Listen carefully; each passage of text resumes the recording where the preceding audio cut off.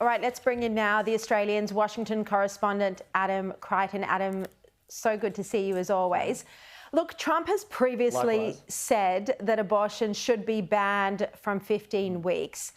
He hasn't been so clear then, but he does seem to take credit for that decision by the Supreme Court. Very controversial move, obviously, to overturn Roe v. Wade. Yes. Well, certainly Donald Trump has had a lot of positions on abortion over the years. I mean, of course, he was a Democrat in the early 2000s, remember? So, look, I don't think he probably has strong personal feelings, but I think he's really done the smart thing here politically. He wants to talk about the southern border. He wants to talk about the economy. He does not want to talk about the extremely divisive issue of abortion in this election. And, of course, if he had have said that he was going to have a policy, then that gives the Democrats a huge scare campaign to work with. So a smart move, I think. Actually, also, one really interesting fact I found out too today, the number of abortions since the Dobbs decision has not gone down. It's actually gone up in the US. So there you go. Look, I mean, part of his reason for taking the position that he has, or non-position, is obviously that he doesn't want to lose swinging voters or even Democrats who don't want to support Biden again, given his cognitive issues. But the fact that he didn't support a national abortion ban, or even an abortion ban from a certain number of weeks, is this going to get some Conservatives offside?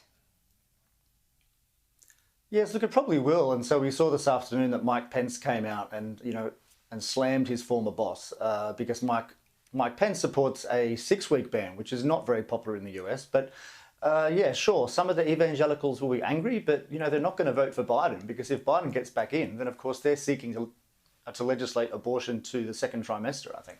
So much worse with the Democrats. So interesting, because it's just not a political issue here at all. Now, in a blow to Donald Trump... Yes, it's so different.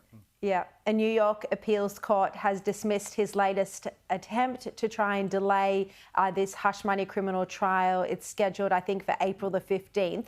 Adam, so this is the first of Trump's 4 indictments.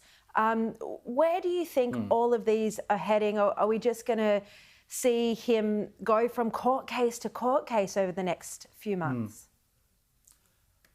Well, look, I think that this trial coming up, which does start next week, this is the hush money case, that's probably going to be the only trial that actually goes to trial before the election, because there have been a series of useful decisions by the Supreme Court and by others that have pushed the other cases into the future. So it's all been very good news, really, for Donald Trump. And indeed, the only case that is actually going to go to trial is the most ridiculous one, you'd probably say, the one that very few Americans have respect for. So this is the one that helps Trump the most politically. So, he's probably quite happy that that's the one that's going to trial.